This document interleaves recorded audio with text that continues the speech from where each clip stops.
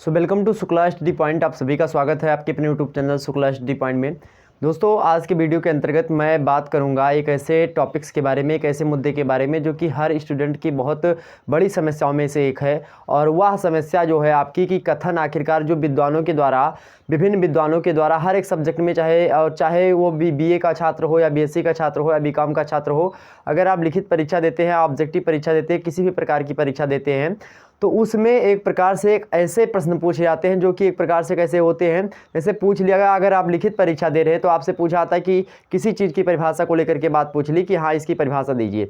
अब उसकी परिभाषा देते समय आपको वहाँ पर जो है कुछ जो है विद्वानों के अनुसार बताने होते हैं कि आखिरकार जो है इस विद्वान के अनुसार कि हाँ मैकियावेली ने क्या कहा, प्लेटो ने क्या कहा, अरस्तु ने क्या कहा, इसी प्रकार से मैकियावेली ने क्या कहा। इसी प्रकार से तमाम सारे ऐसे मुद्दे होते हैं जो कि पूछे जाते हैं और आपको उस पर एक दो विचारक के तर्क रखने होते हैं। वहीं हिंदी साहित्य की बात करें तो हिंदी साहित्य में आपको एक आध दो उदाहरण पद्य वगैरह के देने होते हैं।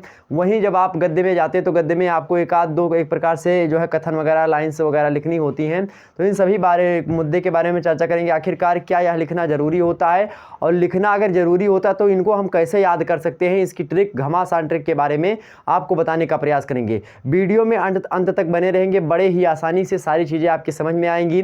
दावे के साथ बोलता हूँ, यह वीडियो देखने के बाद में आपका कोई डाउट्स नहीं रह जाएगा इस मामले में। और एग्जामिनर्स क्या चाहता है इसके परिप्रेक्ष्य में, आखिरकार वह क्या चाहता है कि बच्चा जो है लिखे कि जो है मैकियावेली ने समाजशास्त्र की क्या परिभाषा दी है, कि वह लिखे कि जो है एक प्रकार से गिलक्राइस्ट ने क्या बताया है, या वो जाने कि गिलिन और गिलिन ने क्या कहा, या एग्जामिनर जानना चाहता है कि वह आपके विचारों को जानना चाहता है। इन दोनों को मैं समन्वयात्मक रूप से आपको बताने का प्रयास करूंगा। इस वीडियो को देखने के बाद में आपको यह जरूर मालूम हो जाएगा कि आखिरकार आपका उत्तर आप कैसे तरीके से लिख सकते हैं और कैसे मैनेज कर सकते हैं बिना आप ज़्यादा याद करें। तो बिल्कुल मैं यहाँ पर यही बताने का प्रयास करूँगा कि आपको जो कथन वगैरह है उनको याद नहीं करना, यह बात आपको ध्यान देनी चाहिए। याद नहीं करना है तो क्या करना है, इसके लिए मैं अभी आपको बताने जा रहा हूँ कि आखिरकार उसको आप कैसे तरीके से, किस प्रकार से आप उसको मैनेज कर सकते हैं। ठीक, तो बिल्कुल चिंता करने की आपको आवश्यकता नहीं है। सारी की सारी चिंताएं आप मुझ पर छोड़ दीजिए। कल रात भर में लगभग जो है 1 से 2 बजे तक मैं जगता रहा और इसी बात पर विमर्श करता रहा। आखिरकार जो समस्या हम लोगों के सामने आई, जो समस्या हमने पार करी, क्या वह समस्या आपके सामने आ रही है? तो हमारे जो है एक प्रकार से अंतरात्मा से आवाज़ आई कि हाँ, ऐसे छात्र बहुत सारे हैं जो कि कथन से डरते हैं कि हाँ यह कथन किसका है, वो कथन कैसे याद करें, ये सारी चीज़ें, उनकी संकल्पनाओं को कैसे ध्यान में रखें। ये सारे आपके डाउट्स ज़रूर होंगे और कोई भी ऐसा जो है छात्र एवं छात्रा नहीं होगी जिसको यह जो है प्रश्न कठिनाई ने, मतलब कि इसमें कठिनाई का अनुभव ना करता हो। हर एक प्रश्न को वो कर ले जाएगा। कोई कारण लिखना हो, परिणाम लिखना हो, या किसी चीज़ की विशेषता लिखनी हो, महत्वाकांक्षा के बारे में बताना हो, या दैनिक जीवन में उपयोग हो, या फिर वर्तमान परिप्रेक्ष्य में प्रासंगिकता हो, तमाम प्रकार के मुद्दे आप कर ले जाएंगे लिखित वालों। चाहे आप थर्ड ईयर में है, सेकेंड ईयर में है, किसी भी परीक्षा में है, तो आप उसको कर ले जाएंगे। लेकिन जब बात आती है कि आपको कोड करना है कुछ, अर्थात आपको मेरे प्यारे दोस्तों कथन वगैरह देना है कि आखिर किसी का उदाहरण आपको देना है, हिंदी में आपको उदाहरण की बात करें, उदाहरण आपको कोई देना है, या इसी प्रकार से इंग्लिश या ये तमाम प्रकार के सब्जेक्ट होते हैं आपके, उनमें तमाम प्रकार की चीज़ें आपको लिखनी होती है। कि पहली परिभाषा, जब आपको किसी चीज़ की परिभाषा पूछी जाती है या अर्थ पूछा जाता है तो आप सीधे लिखते हैं कि मैकियावेली, हम 1 मिनट उदाहरण देते हैं, मैकियावेली एवं पेज के अनुसार आप ऐसे लिखते हैं, गिलिन और गिलिन के अनुसार। आप समाजशास्त्र की बात कर लीजिए, या आप जो है अगर जियोग्राफी की बात करें तो आप बताएंगे इरेटास्थनीज के अनुसार, या आप बताएंगे हिकेटियस के अनुसार, या आप बताएंगे मेरे प्यारे दोस्तों कुमारी सिंपल, एलन सिंपल के अनुसार, चलचो सिंपल के अनुसार। इसी प्रकार से आप नाना प्रकार की चीज़ों में फंसे रहते हैं और इसी में जो है प्रकार से बच्चे याद करने में फंसे रहते हैं और इसी में डाउट्स होता है कि क्या कौन सी बात को गिलक्राइस्ट ने कहा, किस बात को मैकियावेली ने कहा, किस बात को इसने कहा, किस बात को उसने कहा। तमाम प्रकार के एकदम से दिमाग एकदम से पक जाता है आपका इसको पढ़ने में। मुझे पता है क्योंकि मैं उस जो है रास्ते से गुजरा हूँ जिस रास्ते से आप इस समय गुजर रहे हैं। तो वैसे रास्ते से आप ना गुजरे, इसके लिए मैं आपको घमासान ट्रिक के बारे में बताऊंगा। और जाहिर सी बात है ये आपको ट्रिक जरूर फॉलो करनी चाहिए। यह एक प्रकार से बहुत सारा निष्कर्ष निकालने के बाद में हमने यह वीडियो बनाने का निर्णय लिया है। तो इस वीडियो को मेरे प्यारे दोस्तों अगर पसंद आती तो प्लीज़ लाइक करें। पसंद जरूर आएगी क्योंकि यही आपकी समस्या है, मैं जानता हूँ, क्योंकि मनोविज्ञान में पढ़ता हूँ, मनोविज्ञान पढ़ाता भी हूँ, मनोवैज्ञानिक शैली के अनुसार मैं जो है आपके मन को पढ़ लेता हूँ, आपके अंतरात्मा की बातों को जान सकता हूँ मेरे प्यारे दोस्तों। इसमें कोई शंका करने की आवश्यकता नहीं है। उसी मनोवैज्ञानिक टेक्निक के तहत मैं आपको प्राप्त करता हूँ और आपके प्राप्त हुए विचार जो होते हैं उन पर तर्क करता हूँ। तर्क शैली का प्रयोग करके मैं नई प्रकार के सिद्धांत को अप्लाई करता हूँ आप लोगों के समक्ष। नाना प्रकार की चीज़ें आपने देखी होगी, अलग अलग प्रकार के हमने ट्रिक्स बताई होगी, तमाम प्रकार की चीज़ों को जो आपकी जटिल से जटिल समस्याएं होती हैं उनको सरल से सरल शब्दों में समझाने का प्रयास करता हूं। अगर ये सारी बातें आपको पता है तो फटाफट से एक बार वीडियो को लाइक करके और चैनल को सब्सक्राइब कर दीजिए, क्योंकि बहुत ही प्रकार की आप चीज़ें जानने वाले इस वीडियो के अंतर्गत। तो चलिए आपको बताने का प्रयास करते हैं आखिरकार आपको कैसे करना है। सबसे पहली बात आपको यहाँ पर ध्यान देनी होगी, यहाँ पर ये बातें हैं। सबसे पहली बात क्या है मेरे प्यारे दोस्तों, पहली बात यह है कि आपको जो चीज़ें आपके पास सीरीज या बुक हो, जो भी आपके पास सीरीज हो या फिर आपके पास कोई बुक अवेलेबल हो, कुछ भी आपके पास अगर अवेलेबल है तो उसको पढ़िए, एक बार से उसको पढ़ लीजिए, क्योंकि एक बार बिना पढ़ने से आपको नहीं होगा। आप उसको पढ़ लीजिए, चाहे याद हो या कोई क्वेश्चन आपको याद ना हो, लेकिन पढ़े जरूर आप उसको। तो उसको पढ़ लीजिए। पढ़ने के बाद में होगा क्या, आपके अंदर कुछ शैली डेवलप होगी, कुछ तर्क देने की शक्ति आपके अंदर जरूर आएगी, चाहे याद हो या ना हो, लेकिन आपके अंदर कुछ ज्ञान का संचार अवश्य होगा और उसी ज्ञान के माध्यम से आप इस कथन का निर्णय ला सकते हैं। कैसे, जो कथन आपको विद्वानों ने दिया है उसको समझें। जैसे कोई किसी बात को मैकाइबर और पेज ने कहा, या किसी बात को किसी भी व्यक्ति दूसरे व्यक्ति ने कहा। तमाम प्रकार के विद्वान हैं, नाना प्रकार के, अगर मैं नाम लेना चाहूँ तो तमाम प्रकार के विद्वानों का नाम आपके सामने गिना सकता हूँ, सभी लोगों के नाम अधिकतर याद हैं। तो यहाँ पर आपको करना क्या है, उनके कथन, जो कथन दिए हुए हो, किसी भी विद्वान के दिए गए कथन को आपको क्या करना है, पढ़ना है। पहले सबसे पहले उसको क्या करना है, ये रटना नहीं है, समझिए बात।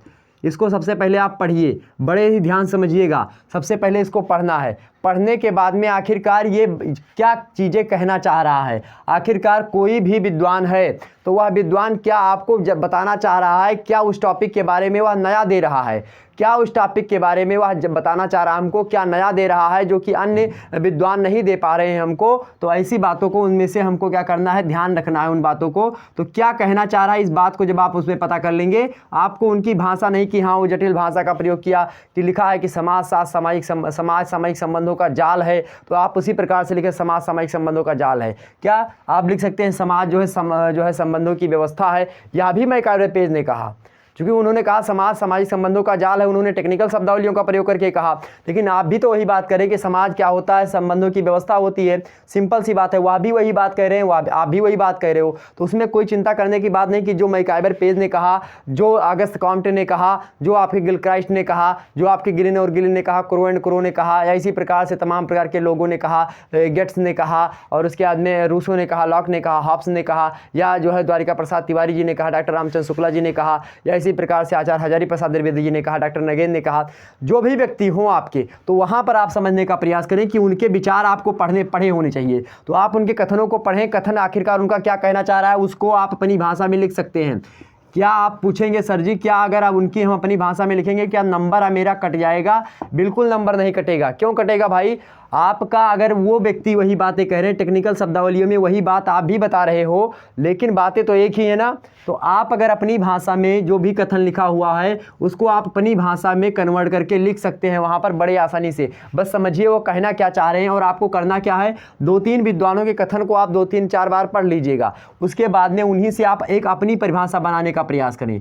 एक अपनी परिभाषा भी बनाइए, तमाम सारे विद्वानों के जो है परिभाषाओं को इंक्लूड कर लीजिएगा और अपनी परिभाषा एक लास्ट में जरूर लिखेंगे। जब भी आप उत्तर लिखें ऐसे कथन वगैरह में परिभाषा लिखते समय, तो आप अपनी परिभाषा उसमें जरूर लिखें नीचे कि निम्नलिखित विद्वानों को पढ़ने के बाद में हमारे अंदर यह शैली डेवलप होती है, हमारे अंदर यह शैली विकसित होती है, जिस शैली के माध्यम से हम इस टॉपिक की परिभाषा निम्न प्रकार से दे सकते हैं। उसको लिखने के बाद में आप नीचे लिखेंगे कि फला टॉपिक जो है ये चीज़ें हैं, इसलिए इसको हम इसमें ये चीज़ें अंतर्गत आती हैं, और ये कुल मिलाकर के यह परिभाषा आज के समय में जो है सिद्ध होती है सही तरीके से। तो आप उसको बताने का प्रयास करें। तो उनके कथन को आप, जैसे कोई किसी का कथन दिया हुआ है तो उसको आप अपनी भाषा में लिख दीजिएगा बड़े आसानी से। इनकी बातों को समझ लीजिए कि वह कथन में क्या बातें बताना चाह रहे हैं। तो यही मुद्दा है आपका, यही सबसे बड़ी आपको ट्रिक के माध्यम से आप समझ सकते हैं। यही ट्रिक है कि आप उनके विचारों को पढ़िए, याद मत करिए। पढ़ लेने के बाद में आखिरकार वो आप विचारों के माध्यम से क्या बताना चाह रहे हैं, विचारों के माध्यम से क्या बताना चाह रहे हैं, उन विचारों के जो माध्यम या क्या कहना चाह रहे हैं समाज को,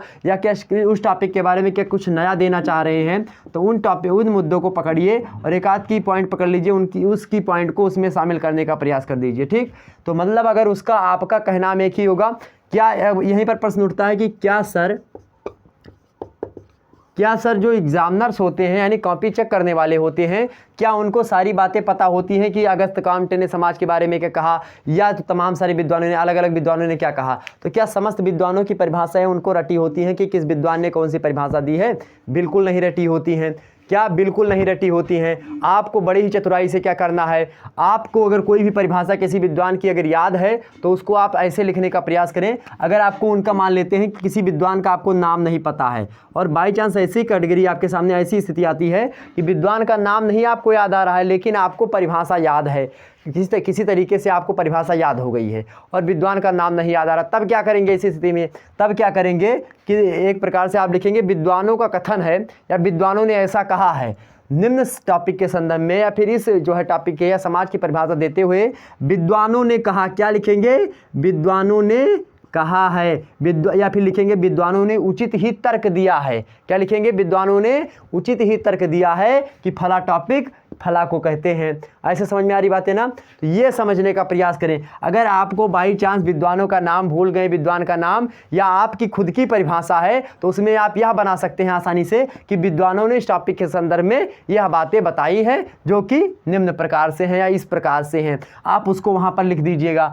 बड़े ही आसानी से चतुराई के साथ आपको नंबर अधिक मात्रा में एग्जामिनर देने का प्रयास करेगा। एग्जामिनर सोचेगा कि बच्चे ने अलग तरीके से किसी नई बुक को अध्ययन किया है, अच्छे तरीके से पढ़ाइए, नई परिभाषा उसके सामने जब जाएगी तो एग्जामिनर एक प्रकार से आपको देखेगा कि हाँ बच्चे ने लगता है कि अच्छे तरीके से मेहनत करिए। तो ध्यान रखेंगे मेरे प्यारे दोस्तों, बिल्कुल आपको इस प्रकार से बच लेना है। अब ये बात कोई गलत भी साबित नहीं कर सकता कि विद्वानों ने ये बातें नहीं कही। विद्वानों ने जाहिर सी बात है बातें कही होंगी, जाहिर सी बात है। अगर आपकी खुद की बातें तो विद्वानों ने उस बातों को भी कहा होगा। जो आपके मन में आज शैली डेवलप होती है, हो सकता है वही शैली विद्वानों के अंदर डेवलप हुई हो, या आज के वैज्ञानिक युग में अगर आप उस समय के जो है युग के परिप्रेक्ष्य में वैज्ञानिक तर्क शक्ति का प्रयोग करते हैं तो उस एग्जामिनर्स को लगेगा, मतलब जो कॉपी चेक करा होगा, कि हाँ बच्चे ने लगता है किसी वैज्ञानिक तर्क शक्ति का प्रयोग, यानी कोई नया समाजशास्त्री आया है, कोई नया पॉलिटिकल शास्त्री, मतलब कि एक प्रकार से राजनीति शास्त्री आया है, कोई नया एक प्रकार से मनोवैज्ञानिक विश्लेषक आया है जिसने यह परिभाषा दी है, तो उसके अनुसार बच्चा बता रहा है। तो यहाँ पर ये बातें समझने की आवश्यकता है आपको।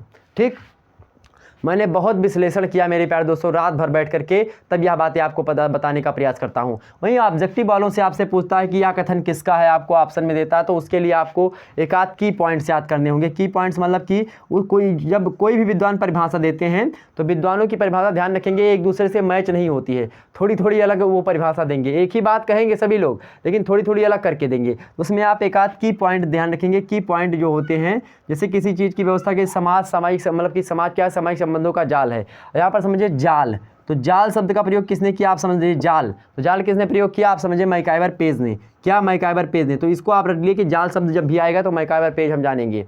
या इसी प्रकार से आप ऐसे कीवर्ड उसमें से निकालिए और उसको उनके नाम से, विद्वानों के नाम से रिलेशन रखिए, रिलेट करिए और उसके बाद में उसको याद रखिए। तो ऑब्जेक्टिव से ऐसे आप कर सकते हैं। वैसे बहुत सारे विश्वविद्यालय आपकी लिखित परीक्षा ही करवाएंगे, तो आप लिखित के लिए आसानी से तैयार हो सकते हैं। और जो कथन याद करने की आपकी सबसे बड़ी समस्या थी और सबसे जटिल समस्या थी, उसको आप बड़े ही आसानी से इस ट्रिक से फॉलो कर सकते हैं। हमने क्या बताया, आप कथन को पढ़ लीजिए 2 बार। पढ़ने के बाद में होगा क्या? पढ़ने के बाद में होगा यही मेरे प्यारे दोस्त कि आप बड़े ही आसानी से आपके अंदर कुछ ज्ञान का संचार होगा और उसी ज्ञान का प्रयोग करके आप 2-3 परिभाषा बना सकते हैं। चाहे आपको टॉपिक याद हो या ना हो, याद हो, आप कुछ भी ना पढ़े हो उसके बारे में विस्तार से, लेकिन आपके पास व्यवहारिक नॉलेज है, तो आप सीधा सीधा उस व्यवहारिक नॉलेज को विद्वानों के नॉलेज में कुछ जटिल शब्दावलियों का प्रयोग कर दें।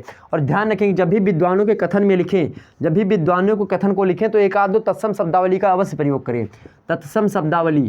तत्सम शब्दावलियों का अवश्य प्रयोग करें हिंदी में। चूँकि ध्यान रखेंगे जो विद्वान होते हैं अधिकतर विचारक कहाँ के होते हैं, विदेशों से हैं, मतलब कि पाश्चात्य विचारक ही हैं। तो उनके विचारकों के जो भाषा होती है वह अपनी भाषा में देते हैं बातों को, या इंग्लिश भाषा में देते हैं, और उसका हिंदी रूपांतरण होकर के हिंदी में आता है, उसका हिंदी में अनुवाद होकर के आपकी किताब में, आपकी सीरीज वगैरह में मिलता है। तो मेरे प्यारे दोस्तों, हिंदी जब अंग्रेजी का आप हिंदी में अनुवाद करेंगे तो बहुत ज़्यादा जटिल शब्दावली हिंदी की आती है, कठिन शब्दावली आती है। तो ऐसे में आपको कठिन शब्दावलियों का प्रयोग करना। क्या जो बातें जो है विद्वान बताते हैं वो हिंदी में उसी प्रकार से बताते हैं? नहीं बताते हैं भैया, आप उसको अपनी भाषा में भी लिख सकते हैं, लेकिन वहाँ पर जटिल शब्दावली जब देखेगा एग्जामिनर तो ज़्यादा प्रभावित होगा आपसे। तो यहाँ पर समझने का प्रयास करें कि क्या, एक बात समझ लीजिए, सबसे बड़ी बीए की सच्चाई यही मैं आपको बता दूँ, या बीएससी या बीकॉम कोई भी जो है छात्र छात्राएँ हों, तो उनमें यही होता है कि जो विद्वान होते हैं तो वो अंग्रेजी में परिभाषा या वो अपनी भाषा में खुद की परिभाषा देते हैं, उसको कन्वर्ट किया जाता है, उसको हिंदी में कन्वर्ट किया जाता है। तो हिंदी में जब वो कन्वर्ट होकर के आती है, अंग्रेजी में वो अंग्रेजी में दिया तो अंग्रेजी में वैसे सेम लिखना पड़ता है, लेकिन हिंदी में अंग्रेजी में भी वैसे सेम वैसे नहीं लिखना होता है। कुछ बातें अगर उसमें इधर उधर कर दीजिएगा, मतलब उसका मुख्य जो है बिंदु एक ही रहे, सारी बातें वही हो, लेकिन आपका कुछ जो टॉपिक हो वह थोड़ा सा हट जाएगा तो भी कोई दिक्कत की बात नहीं है। लेकिन हाँ, मेन उसका पर्पज वही हो जो आप कहना चाह रहा हो, जो वो विद्वान कहना चाह रहा हो, वो भी आपकी बातें कहनी चाह रही हो। ठीक, तो ये बातें यहाँ पर थी। तो यहाँ पर आपको तत्सम शब्दावलियों का प्रयोग करना है, और जैसा वो लिखा होता है आपकी किताब में वैसा सेम बातें वो विद्वान भी नहीं कहते हैं। आप अलग अलग बुक उठा करके देखेंगे तो किसी में किसी विद्वान ने दूसरी बातें कही, उसके संदर्भ में किसी विद्वान ने दूसरी बातें कही हैं। अलग अलग बुक्स में अलग अलग प्रकार के कथन आपको मिल जाएंगे। तो ऐसे में आपको चिंता करने की आवश्यकता नहीं है। ऐसे में अपनी बुद्धि से और अपनी चतुराई के साथ एग्जाम्स में आपको अच्छे नंबर प्राप्त करने हैं, और बड़े ही आसानी से आप प्राप्त करेंगे, ये मैं दावे के साथ बोल सकता हूँ। तो मेरे प्यारे दोस्तों, क्या यह सेशन आपको मज़ा आया? अगर इस वीडियो में आपको मज़ा आया हो और अच्छे तरीके से आपने सारे मुद्दे को समझा हो जो हमने बताया है, तो प्लीज़ वीडियो को लाइक करके और चैनल को सब्सक्राइब कर दीजिए। जितने भी लोग हमारे साथ नए जुड़ रहे हैं सभी लोग वीडियो को शेयर कर दीजिए, ताकि इसी प्रकार से मैं वीडियो और ला सकूं। आपको और कोई टॉपिक्स या किसी प्रकार का क्वेश्चंस आपके मन में है उसको कमेंट सेक्शन में लिखेंगे, तो उस पर भी वीडियो मैं जल्दी बना दूंगा। और आपके मेरे प्यारे दोस्तों किस प्रकार से अन्य और भी मैं तमाम प्रकार के क्वेश्चंस हमारे मन में चल रहे हैं, मैं जो है उस पर विश्लेषण करूँगा। उसके बाद में उसके जो है तर्क शैली के साथ, मनोवैज्ञानिक तरीके के साथ आपके सामने प्रस्तुत होऊंगा। मिलते हैं हम नेक्स्ट वीडियो में, तब तक के लिए जय हिंद, जय भारत। और एक वीडियो हमारी और पड़ी हुई है, कॉपी लिखने के लिए 1.5 घंटे में किस प्रकार से मैनेज करें उससे संबंधित 25 मिनट की वीडियो लगभग हमने बना दी है, उसको आप लोग देख लीजिएगा। वो वीडियो पहले से अपलोडेड है, शायद उसको आपने देखा हो। अगर देखा तो प्यार दुलार देने के लिए आपका बहुत बहुत धन्यवाद। मिलेंगे नेक्स्ट वीडियो में, तब तक के लिए जय हिंद, जय भारत।